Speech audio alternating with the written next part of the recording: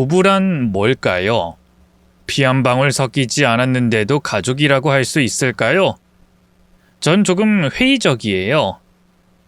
둘 사이에 애가 있다면 또 모르겠지만 그것도 아니라면 결국 남녀 간 애정관계의 연장선일 뿐이잖아요. 그게 얼마나 쉽게 변하는 건진 알만한 분들은 다 아실 테고요. 제가 이렇게 남성 불신증에 걸린 이유는 딱 하나. 남편에게 제대로 뒤통수를 맞았기 때문이에요. 사실 우리 주변에 바람난 남편들 얘기가 얼마나 많나요? 이 얘기를 듣고 계신 분들 중에도 있을지 모르죠. 한때는 내 남편만큼은 다를 거라 믿었던 적도 있는데 그 인간도 결국 똑같은 종자더군요. 하긴 돌이켜보면 처음부터 믿음직스럽지 못한 남자였어요. 남편과 저는 대학 동창인데요. 학교 다닐 땐 대면했어요. 서글서글한 외모와 활달한 성격으로 인기가 많았던 남편과 달리 저는 있는 듯 없는 듯 조용한 학생이었거든요. 그러다 졸업 후 우연찮게 동네 체육센터에서 재회해 결혼까지 하게 됐죠. 그 사이 남편은 중학교 교사가 되어 있었는데요. 대학 때와 달리 진중해진 모습이 이성적으로 끌리더라고요. 남편 역시 사회생활하면서 나름 성숙해진 제게 매력을 느꼈다고 하더군요. 남편은 저와 연애할 때부터 직장일로 스트레스를 많이 받았어요. 이 교사라는 게 아시는 분들은 아시겠지만 애들만 가르친다고 끝이 아니잖아요. 이런저런 잡무도 많고 아이들도 말을 안 듣는다면서 남편이 참 힘들어했죠. 옛말에 스승 그림자도 안 받는다는 말이 있는데 요즘 애들은 어쩜 그렇게 되바라진지 모르겠어. 지들이 갑인 줄 안다니까? 잘못해서 혼내면 뭐라는 줄 알아? 죄송하다고 하긴커녕 선생님 월급 주는 사람이 우리 엄마 아빠인데 왜 자기한테 막대하니? 엄마 아빠한테 다 이를 거래. 기가 막혀서 진짜. 근데 교장은 또 그런 애들이랑 학부모 비위 맞추느라 바쁘고. 진짜 내가 왜 이 길을 택했는지 모르겠다. 미영아, 그냥 진작에 때려칠걸. 사랑하는 사람이 옆에서 그렇게 괴로워하니 제 마음도 안 좋았어요. 사실 교사만큼 안정적이고 대우받는 직업도 없다고 생각했지만 남편이 오죽 스트레스를 받았어야 말이죠. 결혼한 뒤로는 증세가 더 심해져서요. 우울증에 걸린 것 같다며 심리 상담까지 받으러 다닐 정도였네요. 결국 남편은 저와 결혼한 지 2년도 안 돼 교사 일을 때려쳤어요. 그 뒤로 잠깐 일반 회사를 다니기도 했지만 평생 교편만 잡아온 사람인지라 좀처럼 적응하지 못했고요. 결국 학원 강사 일을 시작했죠. 하지만 선생질이 힘들어 때려친 사람이 학원이라고 버틸 수 있었겠어요? 여보, 아무래도 나 학원도 이번 달까지만 다녀야 할 것 같아. 뭐? 이렇게 갑자기? 올해까지 버텨보기로 했잖아. 우리 아직 집 대출금도 다 못 갚았는데. 나도 알지. 근데 내가 오죽하면 이러겠어? 학원은 학교보단 좀 낫겠지 했는데 그냥 학교의 작은 축소판이야. 원작은 돈 또고는 교장이랑 다를 바 없고 애들은 학원이라고 더 무시하고. 학부모들도 그래. 학교 선생은 그래도 선생이라고 겉으로 나와 예의를 차렸는데 강사들은 아예 대놓고 무시한다니까? 그리고 이 바닥은 무조건 실력으로 살아남아야 해. 강의평가 조금만 떨어져도 바로 학생 수가 확 줄어버린다고. 교장이 학생 수 줄었다고 얼마나 난리를 치는지. 차라리 학교가 낫지. 여긴 진짜 아닌 것 같아, 여보. 이대로는 정말 죽을 것 같다고. 죽겠다고 우는 소리를 하는데 뭐 어쩌겠어요. 결국 남편의 말에 고개를 끄덕이는 수밖에 없었죠. 그래, 당신이 학원 강사하겠다고 했을 때부터 불안했어. 애들 가르치는 일이면 다 거기서 거기 할 테니까. 당신 학교 다닐 때도 많이 힘들어 했잖아. 그냥 더 스트레스 받지 말고 그만둬. 진짜? 그렇게 말해줘서 고마워. 나 한심하지. 진짜 나도 이런 내가 너무 한심해. 남자가 돼가지고는 뭐 하나 진득하게 해내질 못하니. 한심하긴 적성에 안 맞는 일하면 누구나 다 그렇지. 우리 아직 애도 없고 나도 계속 일하고 있잖아. 그러니까 쉬면서 천천히 무슨 일 할지 생각해봐. 그러나 남편은 좀처럼 재취업을 하지 못했어요. 다시 일반 직장으로 이직하겠다면서 불탄 것도 잠시, 괜찮은 자리가 없다며 미적거렸고요. 공무원 시험이니 사법시험이니 별의별 전문직 시험을 다 알아보다가 그것도 제풀에 지쳐 포기해버리더군요. 그런 남편을 지켜보면서 솔직히 저도 많이 힘들었어요. 졸지에 집안의 가장이 돼 생계를 책임져야만 했으니까요. 저라고 돈 버는 게 뭐 쉬웠겠어요. 자기 기분 나쁘면 화풀이하는 부장부터 툭하면 제 성과를 가로채는 동료, 말 안 듣는 후배까지 마음 같아선 저도 당장 때려치고 싶었죠. 그치만 사회생활이라는 게 제 입맛대로만 굴러갈 순 없는 거잖아요. 더럽고 치사해도 먹고 살아야 하니까 참는 거죠. 근데 남편은 시부모님이 너무 오냐오냐 키운 막내 아들이라 그럴까요? 그런 힘듦을 견뎌내는 역치가 다른 사람들보다 너무 낮은 편이었어요. 이걸 진작에 알았다면 결혼을 좀 더 고민해 봤을 텐데 연애할 땐 미처 몰랐던 사실이었죠. 남편이 집에서 쉬는 기간이 1년이 넘어가면서부턴 저도 점점 지치기 시작했어요. 공백기가 더 길어지면 위험하지 않냐? 애둘러 얘기를 해봐도 듣질 않더군요. 학교 그만뒀을 때처럼 또 조급하다는 이유로 아무 회사나 덜컥 들어가긴 싫어. 고생은 고생대로 하는데 이력은 애매해지고 뭐 하나 좋은 게 없잖아. 그렇다고 이렇게 마냥 집에만 있을 순 없잖아. 나중에 회사 면접 볼 때 왜 1년 넘게 쉬었냐고 하면 뭐라고 할 건데? 잘 포장해서 말하면 되지. 좋은 자리 나길 기다리면서 자기 개발 열심히 했다고. 그리고 그런 것도 대기업이나 따지지 작은 회사들은 신경도 안 써. 솔직히 내 나이에 이제 와서 대기업 들어가긴 힘들고 선생질 했던 경력 살려서 교육 관련 회사 사무직 같은 걸로 들어가는 게 베스트인 것 같거든? 근데 그런 회사 중에서도 괜찮은 중견은 아직 자리가 없어. 그 명절 지나고부턴 좀 풀린다고 하니까 기다려봐야지. 맘 같아선 도대체 언제까지 기다리기만 할 거냐고 소리 지르고 싶었어요. 하지만 그렇게 싸워봤자 서로 감정만 상하지 얻을 게 뭐가 있나요?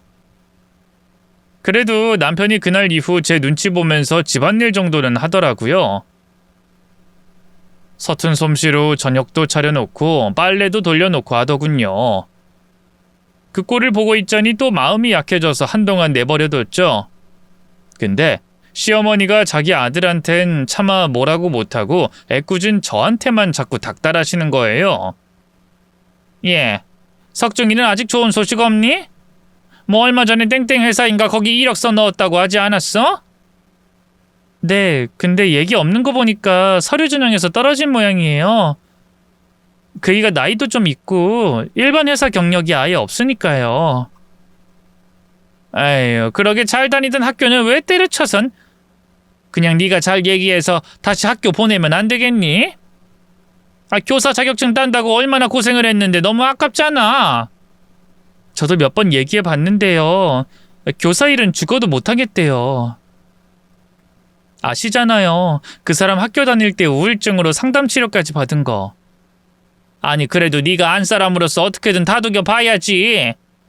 남자는 여자하기 나름이란 말도 몰라? 석중이 그놈이 옛날부터 좀 심약한 구석은 있었어도 너 만나기 전엔 학교 잘만 다녔다. 근데 너랑 결혼하고부터 애가 갑자기 이상해진 거 아니야? 너 나 모르게 걔 막 바가지 긁고 스트레스 주는 거 아니니?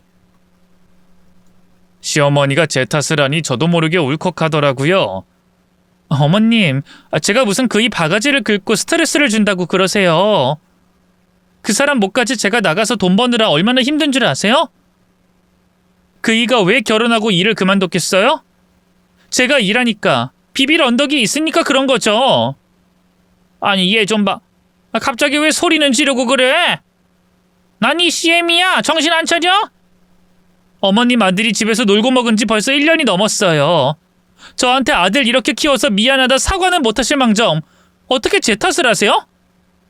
내가 언제 네 탓을 했다고 그래? 난 그냥 답답한 마음에. 에휴. 아이 그렇게 일하는 게 힘들면 얼른 애를 갖든가. 그럼 석종이도 정신을 좀 차리지 않겠니? 남자는 자식이 생겨야 철이 드는 거야. 알아들어? 시어머니는 끝까지 미안하다 사과 한마디 없으셨어요. 대신 얼른 아이를 가지라면서 또 사람을 들들 볶더군요. 저도 그 생각을 안 한 건 아니었어요. 남편이 그래도 아빠가 되면 책임감이 좀 생겨 취직도 하지 않을까 싶었죠. 그래서 남편과 사이가 그다지 좋지 않을 때도 부부관계엔 최선을 다했는데요. 결혼한 지 3년이 넘도록 좀처럼 아이는 생기지 않았어요. 남편과 상의 끝에 난임병원에도 가봤는데요. 남편 정자수가 너무 적고 활동량이 낮아서 자연 임신은 힘들 것 같다고 하더군요. 병원에선 당연한 수순처럼 인공수정을 권했고요. 그것도 계속 실패하자 시험관 시술을 해보자고 하더군요. 요즘은 워낙 출산율이 낮아서 정부에서 난임 시술비도 다 지원해 준다면서요. 근데 그때만 해도 그렇지가 않았어요. 이 시험관 시술로만 몇백이 깨졌는데요. 솔직히 저 혼자 벌이로 감당하기가 쉽지 않았어요. 그렇다고 가난한 농사꾼인 저희 부모님에게 손을 벌릴 수도 없었고요. 그건 치킨 장사로 하루 벌어 하루 먹고 사는 시가도 마찬가지였죠. 결국 시험관 시술에 2번 실패했을 때 저희 부부는 난임병원 다니는 것도 포기했어요. 매번 기대하고 실망하는 것도 지치고요. 무엇보다 병원비가 부담됐거든요. 그쯤부터 남편과의 사이가 급격하게 나빠지기 시작했어요. 사실 연애 때부터 신혼 초까지 붙어있던 콩깍지는 진작에 벗겨진 지 오래였어요. 집에서 탱자 놀면서 돈 한 푼 벌지 않는 남편이 너무 꼴보기 싫었죠. 남편은 남편대로 왜 자기를 이해해주고 기다려주지 않느냐면서 서운해했고요. 당신 진짜 너무한 거 아니야? 그래도 내가 당신 남편인데 어쩜 그렇게 무시하고 구박만 해? 당신이 남편으로서 뭘 해야 말이지. 돈 한 푼 벌어오길 해. 집안 살림을 전업주부들만큼 잘 꾸려가기래? 내가 뭘? 나름 나 집에서 밥도 하고 빨래도 돌리고 얼마나 열심히 하는데. 요즘 이렇게 외조 잘하는 남편이 어딨냐? 이직 준비하면서도 당신 눈치 보여서 내가 마음 놓고 쉰 적이 있는 줄 알아? 아이고 외조? 저녁 밥상 차리고 빨래 좀 하는 걸로 유세는. 그 외에 나머지 집안일은 다 내가 하잖아. 하루 종일 회사에서 시달리랴. 집에 와선 밀린 집안일 하랴. 내가 얼마나 힘든 줄 알아? 내 고등학교 친구 중에 남편 잘 만나서 손에 물 한 방울 안 묻히고 사는 애도 있어. 주부로 집에 있으면서 피아노 배우고 꽃꽂이 배우고 그러면서 산다고. 그럼 당신도 진작에 그런 남편 만나지 그랬어. 당신은 어쩜 그렇게 내 기를 팍팍 죽이기만 해? 비교는 당신만 할 수 있는 건 줄 알아? 말이 나와서 말인데 내 친구들 중에 나처럼 불쌍하게 사는 놈 아무도 없어. 당신 이번에 7급 공무원 시험 합격한 창식이 알지? 창식이도 공시한다고 4년 넘게 집에만 있었는데 부인이 한 번도 뭐라고 한 적 없단다. 어디 그뿐이야? 공부에만 집중하라면서 삼시세끼 다 차려주고 손 하나 까딱 못하게 했대. 그러니까 창식이가 지금 그렇게 시험 합격해서 잘 나가는 거 아니겠어? 남자가 대성하려면 여자 내조가 얼마나 중요한데? 그럼 당신이야말로 이혼하고 창식이 부인 같은 여자 만나든가. 부부싸움은 날이 갈수록 격해졌어요. 싸우고 화해하는 것도 한두 번이지 매번 그런 생활이 반복되자 점차 결혼에 대한 회의감이 들더군요. 아마 남편 역시 마찬가지였겠죠. 그런데 그런 생활이 반년 정도 더 이어지던 어느 날 저희 부부 인생에 뜻밖의 전환점이 발생했어요. 그건 바로 저희 친정아버지가 허리 디스크로 농사 일을 더는 못하시게 된 거였죠. 갖고 있던 그 넓은 논밭을 팔아봤자 돈도 안 되고 그렇다고 남에게 소작을 줄 수도 없고 부모님의 고민이 컸는데요.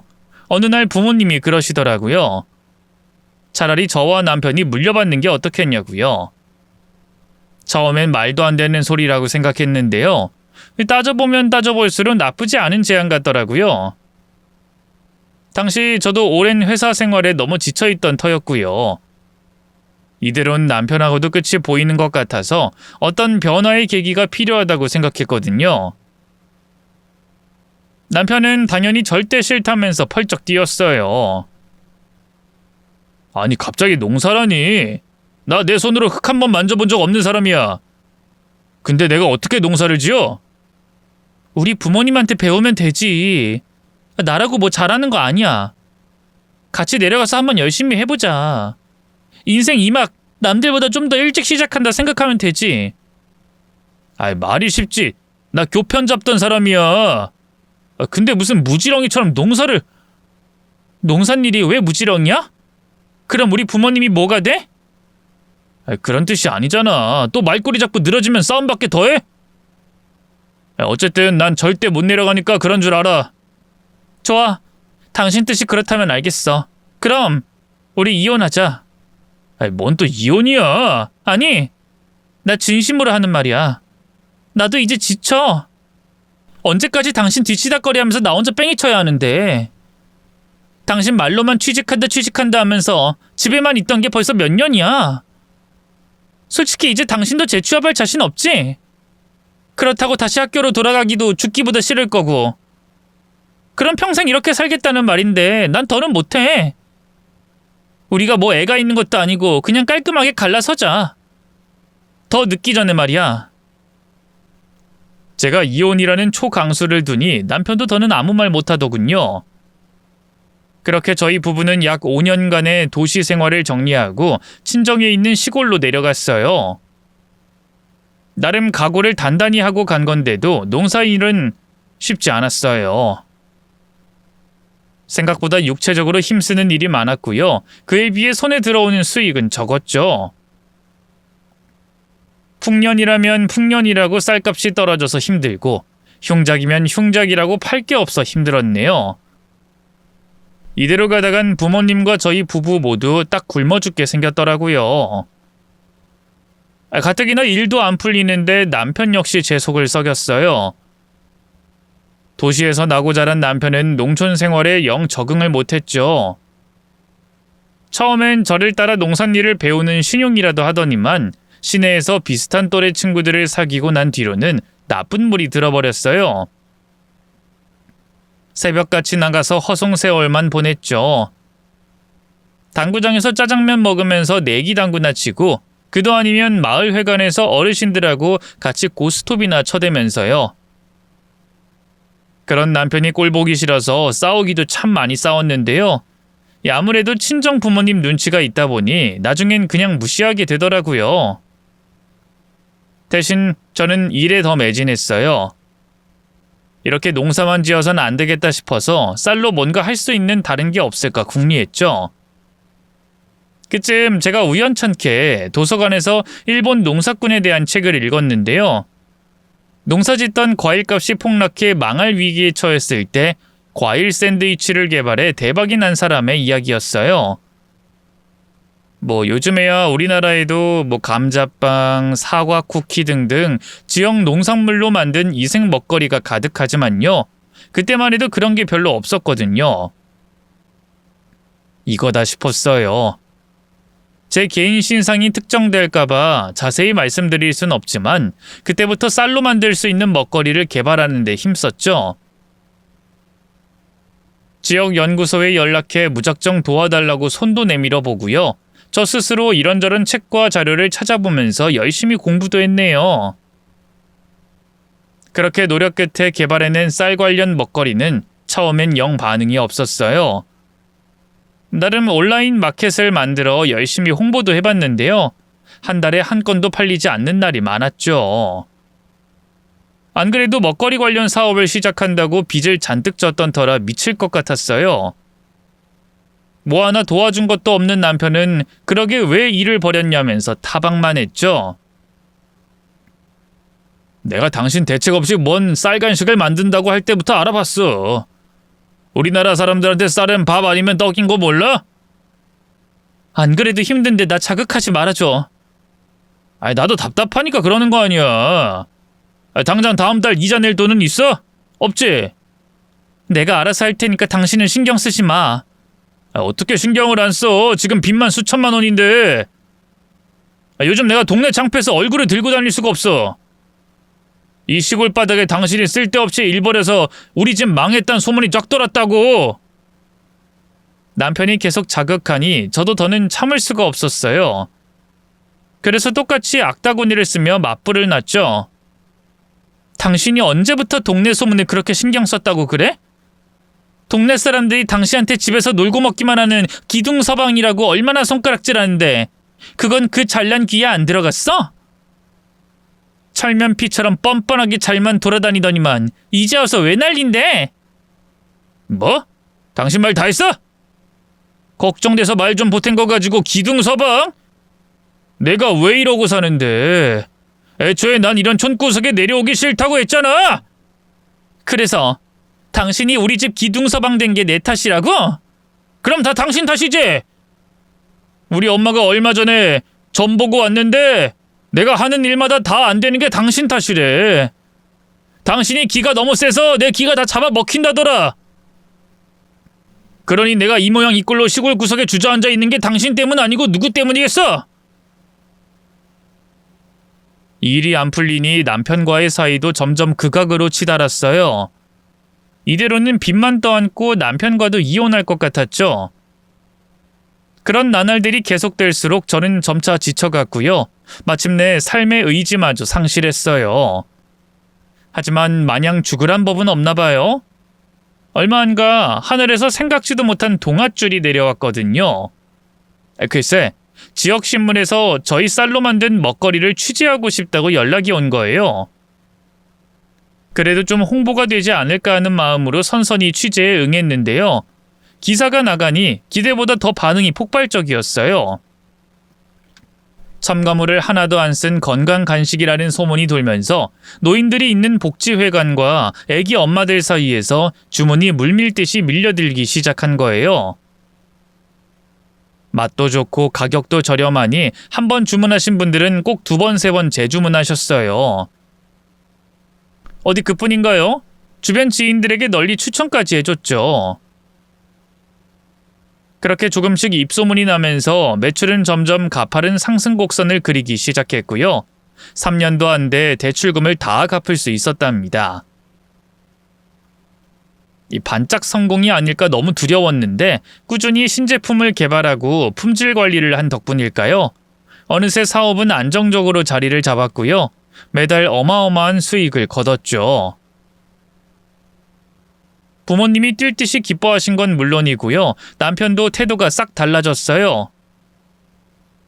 제가 하는 일에 관심도 없더니만 갑자기 적극적으로 참견을 하기 시작했죠. 쌀간식 일이 점점 커져서 식품업으로 사업자를 내고 나니 여러 가지로 걱정이 된 모양이더라고요. 여보, 지금 물량이 딸리던데 생산량을 더 늘려야 하는 거 아니야? 배송 늦어진다고 불만글이 많이 올라오던데. 근데 어쩔 수가 없어. 지금 수주 주고 있는 공장에선 그게 한계래. 우리 물건만 전속으로 찍어내는 게 아니잖아. 이대로 가다간 소비자 민심이 바닥을 칠 것 같은데. 그냥 우리가 직접 공장을 지으면 어때? 뭐? 공장을? 괜히 일 버리는 것 같은데. 공장이 무슨 도깨비 방망이를 뚝딱 한다고 나오는 게 아니잖아.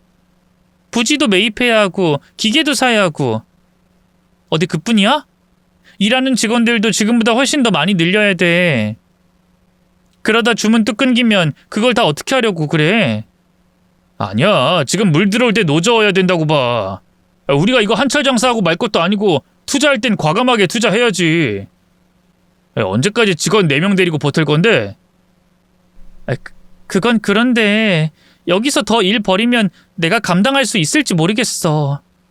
지금도 농사 일하랴 공장 챙기랴 너무 정신 없는데. 걱정하지 마. 내가 있잖아. 그동안 당신 혼자서만 고생시켜서 미안해. 이젠 나도 철 들었어. 공장 세우는 건 내가 알아볼 테니까 당신은 아무 신경 쓰지 마. 처음으로 믿음직스럽게 구는 남편을 보며 얼마나 감동받았는지 몰라요. 물론 남편이 공장 건설 일에 대해선 아는 게 없어서요. 대부분은 저희 아버지와 동네 어르신들이 도와주셨어요. 아버지 친구분이 싸게 땅을 내어주셔서 비용도 생각했던 것보다 많이 아낄 수 있었죠. 기계 설치와 직원들 고용 역시 결국엔 제가 다 도맡아 했어요. 같이 일하면서 알게 된 사실인데 남편은 일머리가 정말 없더군요. 기계를 어디서 어떻게 구해와야 하는지도 모르고요. 사람을 뽑을 때도 기준이 하나도 없더라고요. 답답했지만 그렇다고 해서 굳이 남편에게 뭐라고 하진 않았어요. 저를 돕겠다면서 의욕적으로 바뀐 것만 해도 기뻤거든요. 또 시어머니가 점을 보고 왔다던 남편의 그 말이 너무 마음에 걸리기도 했어요. 제 기가 너무 세서 남편이 그 모양 그 꼴로 사는 거라니 처음엔 말도 안 되는 소리라고 생각했는데요. 친구 한 명이 그러더라고요. 어차피 같이 살 거면 좀 더 현명해지라고 말이죠. 남자들은 다 똑같아. 그냥 우쭈쭈 해주면서 대단해요, 멋져요 하면 으쓱해선 더 잘하려고 든다고. 칭찬은 고래도 춤추게 한다는 말 모르니? 네 남편 너무 뭐라고 하지만 말고 기 좀 살려주라고. 친구의 조언대로 저는 남편의 기를 살려주기로 했어요. 안 그래도 공장을 따로 세우면서 일손이 딸렸던 차였거든요. 식품회사 쪽 일은 아예 남편에게 전적으로 다 맡기기로 했어요. 물론 실물을 보는 믿음직스러운 직원들이 있었기에 가능한 일이었죠. 식품회사 사장이라는 직함을 달자 남편은 기세등등해졌어요. 당장에 명함을 파선 사방에 뿌리고 다니고요. 영업을 한답시고 사람들을 만나고 다니면서 술을 먹더군요. 어디 그뿐인가요? 거래처 사람들 만날 때마다 폼이 안 난다면서 외제차 한 대를 뽑아달라 하고요. 그것도 모자라 비싼 시계와 명품 양복까지 사달라 졸랐네요. 과하다 싶었지만 물 만난 고기처럼 신나하는 남편을 보니 굳이 싫은 소리를 하고 싶지 않더라고요. 그래서 해달라는 대로 다 해주고 잘한다 잘한다 칭찬만 했어요. 남편은 자신감이 붙었는지 직원들 관리도 곧잘하고요. 새로운 거래처를 뚫는 일에도 열심히더군요. 여보, 이제야 내 천직을 찾은 것 같아. 내가 왜 진작에 사업할 생각을 못했을까? 난 남들 밑에 있으면 내 능력을 펼치지 못하는 타입이었나 봐. 지금은 내 회사 내가 키우는 거라고 생각하니까 이런저런 아이디어가 마구 샘솟아. 그래? 잘 됐네. 어차피 난 농사일만으로도 벅차니까 식품회사는 당신이 좀 잘 맡아서 해줘. 걱정하지 마. 나만 믿으라고. 3년 새에 지금보다 매출을 2배 넘게 끌어올릴 테니 말이야. 호언장담과 달리 그 뒤로 실적은 쭉 제자리였어요. 남편은 어떻게든 매출을 올리겠다면서 신제품을 개발하고 새로운 거래처를 만들려고 했는데요. 시도하는 족족 실패만 했죠. 그렇다고 해서 사업에 큰 타격을 입은 건 아니었어요. 제가 직원들에게 신신당부해서 기존 거래처 및 고객들 관리는 빈틈없이 하고 있었거든요. 남편은 속된 말로 바지 사장이라고 해야 할까요?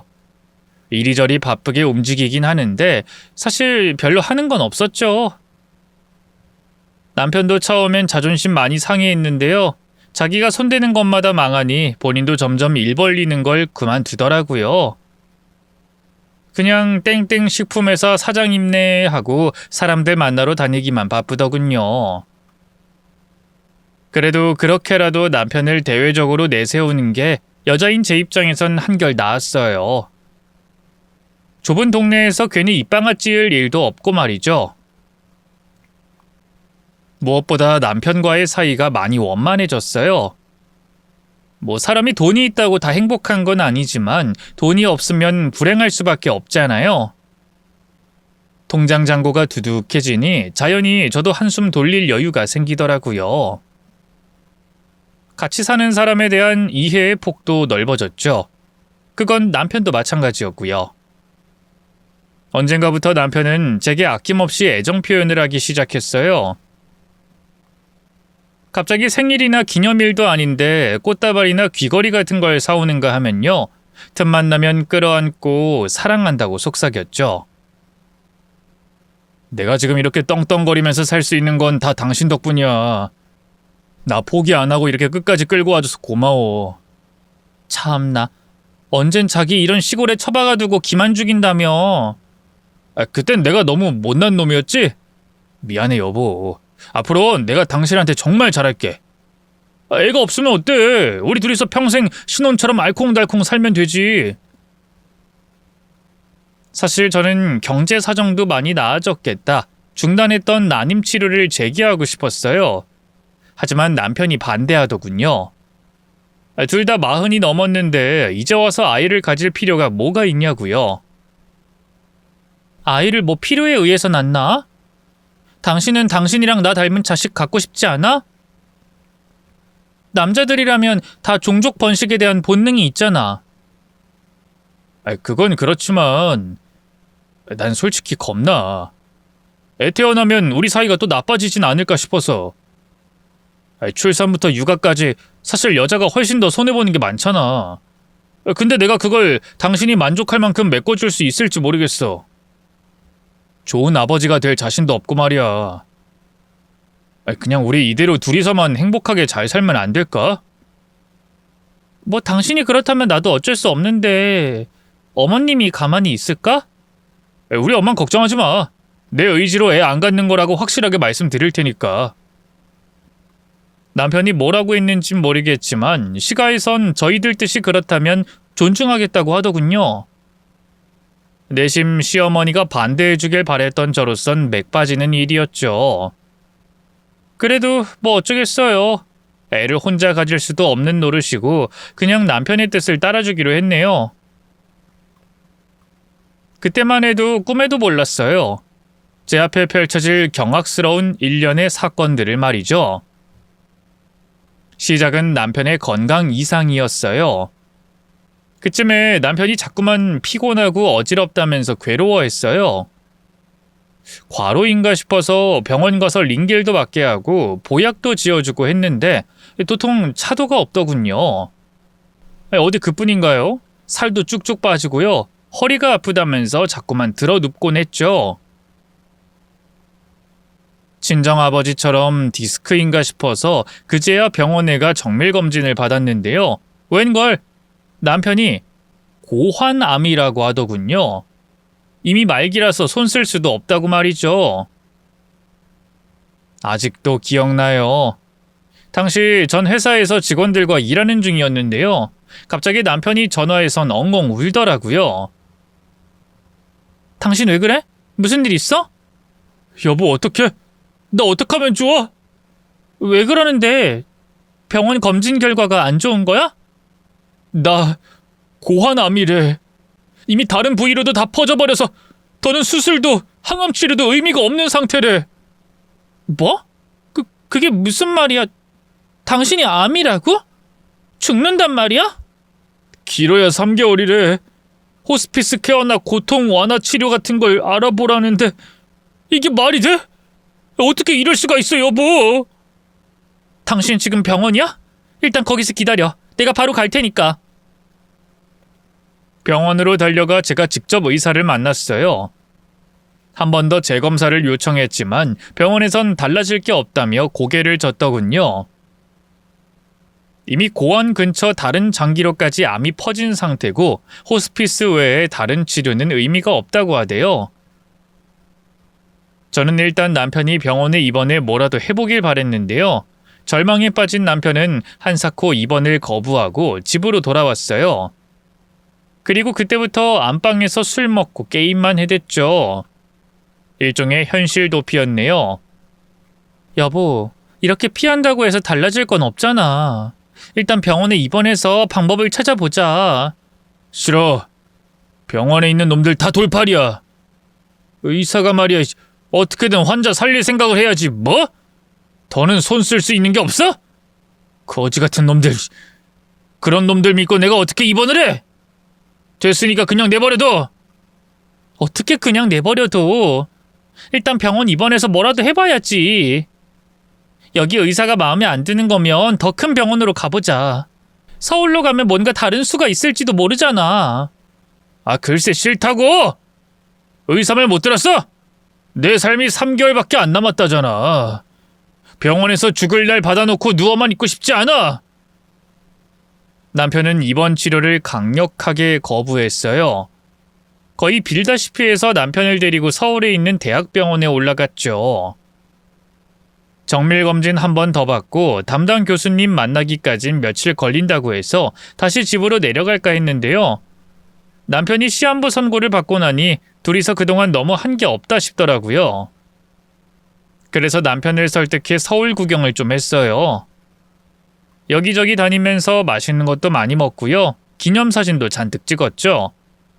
물론 남편 기분은 여전히 바닥이었어요. 시종일관 핸드폰만 붙잡고 있고요. 제가 아무리 기분을 풀어주려고 해도 툴툴대기만 했죠. 그래도 남편이 밉기는커녕 안쓰럽기만 했네요. 그렇게 시간은 빠르게 흘러 대학병원 진찰 날이 됐어요. 아침 일찍부터 호텔에서 나갈 채비를 하는데 로비에서 누군가 절 부르더군요. 미영 언니, 잠깐 저 좀 볼 수 있어요? 누군가 했더니 대학 후배였어요. 저와 나름 친한 사이라 결혼 후에도 종종 얼굴을 봤던 후배였죠. 부부 동반으로 밥을 먹은 적도 있어 남편도 아는 사이였고요.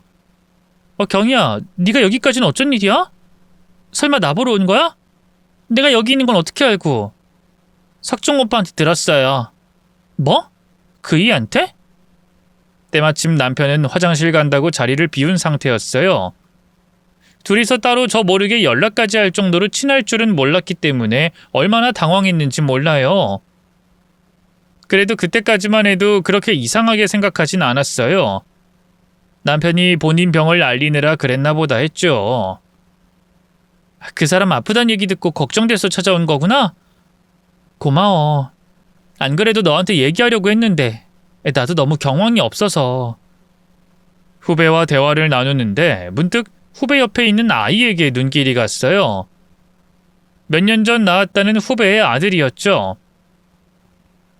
제가 시골로 내려간 뒤로 후배를 만난 적이 없어서 아들 얼굴 보는 것도 그때가 처음이었네요. 얘가 현우구나. 사진으로만 보고 얼굴 보는 건 처음이네. 진짜 많이 컸다. 지금 몇 살이야? 이제 4살이에요. 근데 지금 바쁘세요? 저 드릴 말씀이 있어서 여기까지 온 건데. 후배의 표정이 왠지 모르게 심상치 않았어요. 그 순간 이상하게 심장이 미친 듯이 뛰기 시작했죠. 할 얘기라니? 뭔데? 뭐길래 이렇게 아침 일찍 호텔까지 찾아왔어? 후배가 뭐라 입을 열려던 순간 갑자기 제 등 뒤로 남편이 나타났어요. 그러자 후배가 반색하며 소리치더군요. 오빠, 왜 이렇게 연락이 안 돼? 후배를 본 남편의 얼굴이 순식간에 하얗게 질렸어요. 마치 귀신이라도 본 사람 같았죠. 경희, 네가 여기까지는 어떻게... 말했잖아. 이렇게 계속 내 연락 씹으면 찾아오겠다고. 현우야, 인사해. 현우 아빠야. 전에도 한번 본 적 있지? 후배의 아들이 천진한 얼굴로 남편을 향해 꾸벅 고개를 숙였어요. 그러자 남편이 지금 뭐하는 짓이냐면서 성질을 내더군요. 야, 너 미쳤어? 애를 데리고 여기까지 찾아오면 어떡해? 내가 경고했잖아. 그러게 왜 내 연락을 계속 씹어? 너 내 사정 몰라서 그래? 나 암 환자야. 당장 3개월 후에 죽는다고! 난 뭐 멀쩡한 줄 알아? 나도 지금 이혼당하고 애랑 둘이 길거리에 내쫓길 판이라고. 애 아빠면 책임을 져야 할 거 아니야? 제 앞에서 옥신각신하는 남편과 후배를 보면서 저는 공황 상태에 빠져들었어요. 뒤통수를 한 대 얻어맞은 것처럼 도무지 정신을 차릴 수 없었죠. 지금 둘이 뭐 하는 거야? 경희, 너 대체 이게 무슨... 네 아들 아빠가 왜 우리 남편이야? 그러자 상간녀가 절 보며 코웃음을 쳤어요. 아직도 이해가 안 돼요, 언니? 어쩜 그렇게 둔해요? 언니 남편이랑 나랑 그렇고 그런 사이 된 지가 언젠데. 그럼 나 모르게 둘이 바람을 피웠단 말이야? 대체 언제? 뭐 계속 꾸준히 만났던 건 아니에요. 오빠가 땡땡시에서 학원 강사 일할 때 그때 잠깐 만났었으니까. 시작은 하룻밤 실수였어요. 전 그걸로 끝내려고 했는데 오빠가 저 좋다고 계속 쫓아다녔고 저도 마음이 가서 계속 만났어요. 물론 저도 오빠도 가정이 있으니까 길게 만날 생각은 없었는데요. 갑자기 현우가 생기는 바람에. 그럼 얘가 정말 우리 남편이란 말이야? 네. 근데 전 당연히 저희 남편인 줄 알고 나왔어요. 오빠가 자긴 무정자증에 가깝다고 난임 치료도 받았는데 애를 끝내 못 가졌다고 했으니까. 근데 낳고 유전자 검사해보니까 오빠이더라고요. 후배의 충격적인 고백 앞에서 전 아무 말도 할 수가 없었어요. 사지를 바들바들 떨며 그 자리에 주저앉아 상간녀가 계속해서 말을 이었어요. 그동안은 저희 남편 애를 호적에 올리고 살았는데요. 최근에 남편이 알게 되면서 결국 이혼당했어요. 돈 한 푼 못 받고 애랑 둘이 내쫓겼다고요. 그러니 어쩌겠어요. 저도 살아야죠. 뭐? 이제 와서 그럼 그 애를 이 사람 호적에 올리기라도 하겠다는 거야? 이 사람 시한부야. 3개월 후에 죽는다고. 그게 무슨 상관이에요? 이혼당하면서 깨달았는데 저 오빠 사랑해요. 오빠도 그렇다고 했고요. 오빠가 지금이라도 언니랑 이혼하고 저한테 오겠대요. 이젠 언니 남편이 아니라 제 남편이고 저희 아들 아빠라고요. 아, 남편 재산은 다 얘가 물려받을 거니까 애도 없는 주제에 우리 남편 재산 한 푼도 넘보지 마요. 알겠어요? 상간녀가 얼토당토하는 말을 하는데도 남편은 잠자코 있을 뿐이었어요. 어쩔 줄 몰라 하는 그 표정에서 상간녀 말이 전부 진실이라는 걸 알 수 있었죠. 그러자 갑자기 찬물을 뒤집어 쓴 것처럼 정신이 번쩍 들었어요. 죽어도 나를 배신한 남편과 상간녀 앞에서 약한 모습을 보일 순 없겠더라고요. 눈물이 나올 것 같은 걸 꾹 참고 입술을 씹으며 앞으로 나섰죠. 재산이라니? 이 사람한테 대체 무슨 재산이 있다고? 알잖아. 이 인간 선생질 때려치고 평생 집에서 놀고 먹기만 한 거. 내가 뭐 오빠랑 그동안 아무 연락도 안 한 줄 알아요? 오빠 언니랑 같이 시골 내려간 뒤로 사업 시작해서 대박 났잖아요. 연 매출만 몇 억인데 무슨. 그거 다 오빠 혼자 피땀 흘려 만든 재산이니까 언니가 엑스와이프란 이유로 넘볼 생각하지 마세요. 알겠어요? 상간녀의 허무맹랑한 말에 웃음이 터졌어요.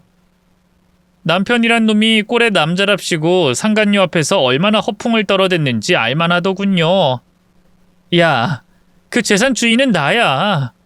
기가 막혀서 진짜. 뭐라고요? 오빠 재산이 왜 다 언니 건데요? 아직 정신 못 차렸나 본데 오빠는 나한테 온다고 했어요.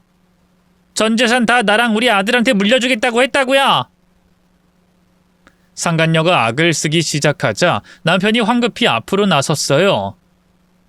여보, 내가 진작에 말하려고 했는데 말 못해서 미안해. 뭘 말 못해서 미안한데? 내 후배랑 바람난 거? 아니면 뒤에서 몰래 애 낳은 거? 어쩐지 애 갖기 싫다고 버티더니만. 너 암 안 걸렸으면 나랑 이혼하고 전현한테 갈 생각이었구나? 무슨 말이야? 난 그냥 그게 그러니까. 남편은 전곡을 찔린 사람처럼 아무 말도 하지 못했어요. 그 모습을 보고 있자니 이젠 떨어질 것도 없는 정이 더 떨어지더군요. 제가 그동안 남편을 봐준 이유가 뭔데요? 돈 한 푼 안 벌어오고 집에서 팽팽 놀기만 해도 나만 보는 남자라고 믿었기 때문이었어요.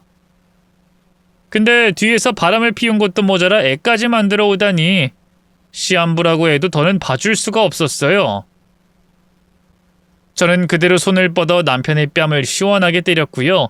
그대로 발로 걷어차 상간녀에게로 밀어버렸어요.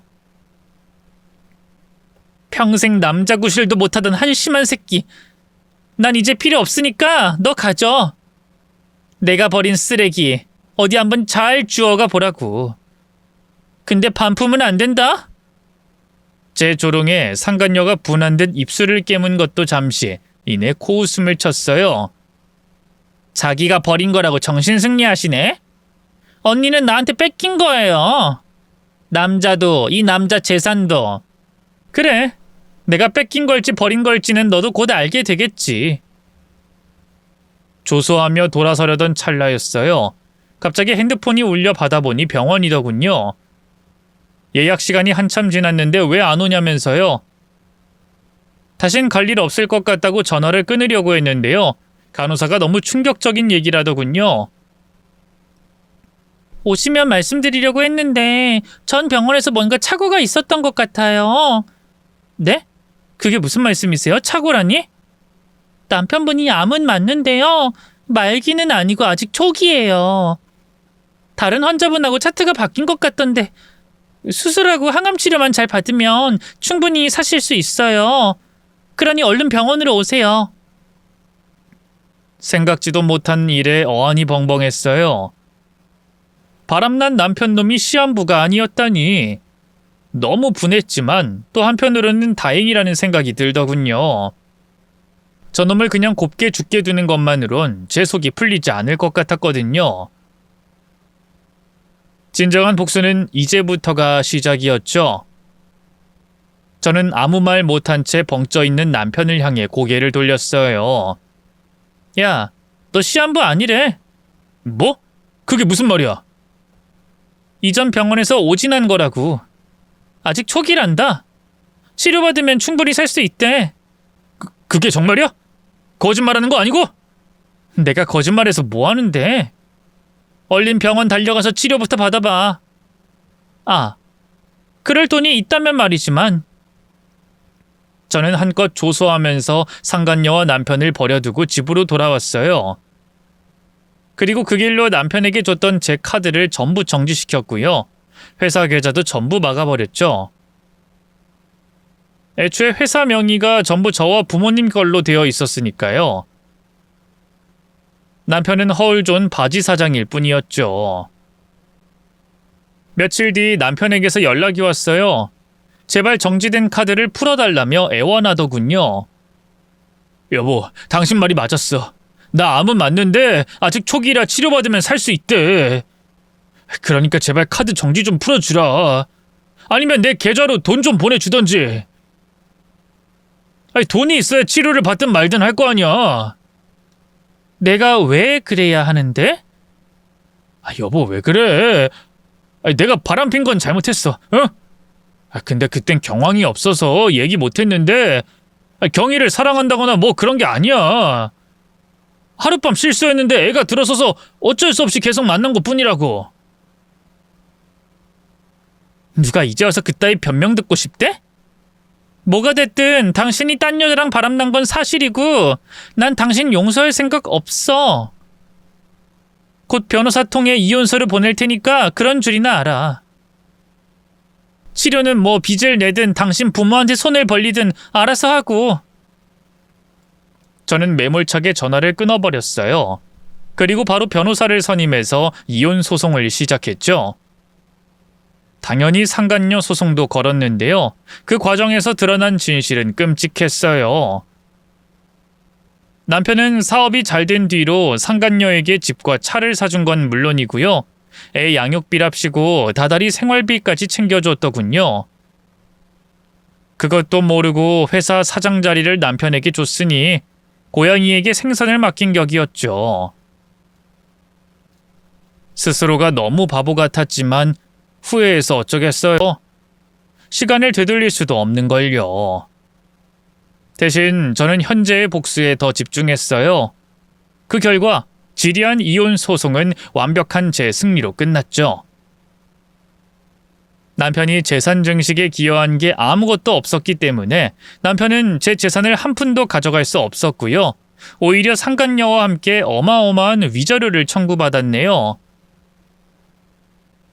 재산 분할만 믿고 있던 남편에겐 날벼락 같은 일이었을 거예요.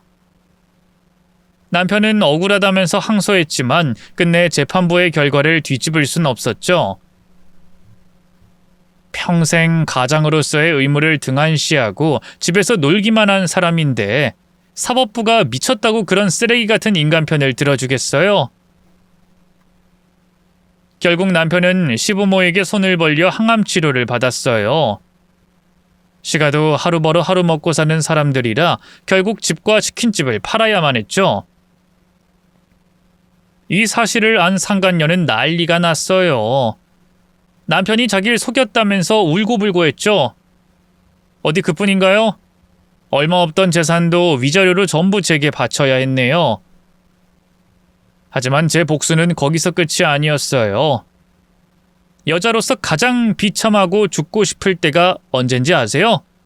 그건 사랑했던 남자에게 버림받았을 때예요. 상간녀와 전 남편이 제게 한 짓이었죠. 똑같이 돌려주고 싶었어요. 그래서 두 년놈을 일부러 한나란시 한 장소에 불러다 놓고요. 전 남편을 향해 말했어요. 당신 지금이라도 인연이랑 애 버리고 나한테 올 수 있어? 그럼 나 당신만큼은 용서해 줄 수도 있는데. 뭐라고 더 얘기하지도 않았는데 남편 얼굴에 바로 화색이 돌더군요. 진짜야? 진짜 나 용서해 줄 거야? 그래. 이혼하고도 나 사실 당신 많이 그리웠어. 아직도 당신한테 미련이 남아있나 봐. 만약 당신도 그런 거면 인연이랑 애 버리고 나한테 와. 대신 다신 연락해선 안 되고 단 한 푼도 지원해줘선 안 돼. 호적에도 저 애 절대 올리지 말고. 할 수 있겠어? 당연하지.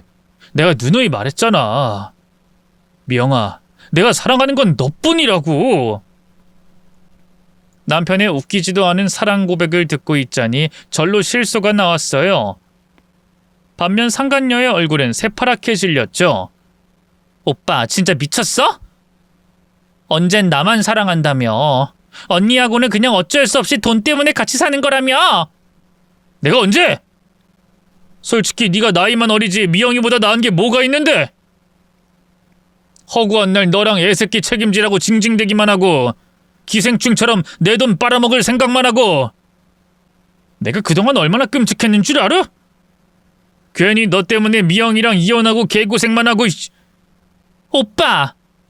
오빠가 나한테 어떻게 이럴 수가 있어? 오빠 병원에서 항암 치료받는 동안 수발 들어준 게 누군데? 누가 그렇게 하래? 난 시킨 적 없어. 오빠 정말. 우리 아들은 생각 안 해? 나한텐 몰라도 오빠 아들한텐 이러면 안 되는 거잖아. 야, 내 아들은 무슨 내 아들이야. 애초에 난 애 낳지 말라고 했었어. 근데 내 말 안 듣고 너 혼자 낳은 거잖아. 근데 내가 왜 책임을 져야 하는데? 남편의 잔인한 말 앞에서 상간녀는 끝내 눈물을 참지 못했어요. 아이처럼 흐느끼는 상간녀 앞에서 저는 조용히 입을 열었죠. 봤니? 이게 네가 그렇게 믿고 따르던 남자의 실체야. 뭐? 너 지금 말 다 했어? 아니 덜 했는데. 똑같이 당하니까 어때? 기분 더럽지? 이 기회에 똑똑히 알아도 남의 눈에서 눈물 나게 하면 자기 눈에선 피눈물 난다는 거 말이야. 상간녀는 뭐라 반박도 못하고 서럽게 울다가 도망쳤어요. 그러자 남편이 실실거리며 제 어깨를 안아오더군요. 여보, 용서해줘서 고마워. 나 앞으로 당신한테 정말 잘할게. 다신 당신 눈에서 눈물 나게 하는 일 없을 거야. 웃기고 있네. 내가 널 언제 용서했다고 이래? 저는 매몰차게 남편의 손을 쳐냈어요. 그러자 남편이 당황해 어쩔 줄 몰라 했죠. 여보, 갑자기 왜 또 그래? 경이랑 애 버리고 오면 받아주겠다고 했잖아. 그건 그냥 그년한테 복수하고 싶어서 한 말이지. 내가 미쳤다고 널 다시 만나니? 됐으니까 너도 썩 꺼져. 뭐? 당신 지금 사람 가지고 논 거야? 아니 장난하는 것도 아니고. 잊었니? 내 마음을 장난감처럼 가지고 논 건 너야. 내가 너한테 어떻게 했니? 기생충처럼 빌부터 먹기만 하던 너 바지 사장 자리 주고 얼마나 우쭈쭈했어. 짐승도 은혜를 아는 법인데 짐승만도 못한 새끼. 제 욕설에 남편이 긴 한숨을 내셨어요. 내가 잘못했다고 했잖아. 도대체 언제까지 이렇게 빌어야 하는 건데? 나도 지친다. 사람이 살면서 실수할 수도 있는 거지. 뭐? 실수? 대학 후배랑 바람나서 애까지 싸지는 게 실수로 퉁칠 수 있는 거면 세상에 법이 왜 있니? 됐으니까 다신 내 눈앞에 나타나지 마. 경찰 부르기 전에 썩 꺼지라고! 경찰은 무슨 경찰이야? 당신 진정 좀 하고 나 좀 봐봐, 어? 남편은 어떻게든 가지 않으려고 버텼어요. 결국 저는 그 자리에서 바로 경찰을 불렀죠. 워낙에 작은 동네라 이미 남편이 바람났다는 걸 모르는 사람이 없었어요. 남편이 제게 용서를 구하겠답시고 집에 왔다가 봉변을 당한 게 한두 번이 아니었죠. 동네 아줌마들한테 개오줌을 뒤집어 쓴 적도 있었으니까요. 그리고 경찰들은 뭐 동네 사람들 아닌가요? 다 누군가의 남편, 누군가의 아버지이니 당연히 다 제 편이었죠. 남편도 그걸 아니 더는 버티지 못하고요. 그대로 쥐새끼처럼 달아나 버렸네요. 당연히 남편과 상간녀는 헤어졌고요. 둘 다 그리 잘 살고 있진 못해요. 남편은 시부모에게 빌부터 하루 종일 술만 퍼먹는 은둔형 외톨이가 됐고요. 상간녀는 식당에서 일하고 있다고 하더군요. 아들은 둘 다 책임 못 지겠다고 해서 현재 보육원에 있는 걸로 알아요. 사실 애가 무슨 죄가 있겠어요. 안타까운 마음에 뒤를 봐줄까 고민도 했지만 저도 보살이 아닌 사람인지라 차마 그렇게까진 못하겠더라고요. 그래서 그냥 보육원에 정기적으로 후원을 하는 걸로 타협했네요. 현재 저는 누구보다 잘 살고 있어요. 사업은 여전히 잘 되고 있고요. 좋은 남자를 만나 재혼도 했습니다. 얼마 전엔 그토록 바라던 아이도 낳았어요. 늦가기 육아로 고된 나날들을 보내고 있지만 마음만큼은 너무 행복합니다. 이제야 진정한 제 가정을 꾸리게 됐으니까요. 부디 앞으로 저희 가족 앞에 행복만 가득하길 빌어주세요. 긴 얘기 들어주셔서 고맙습니다. 모두 건강하세요.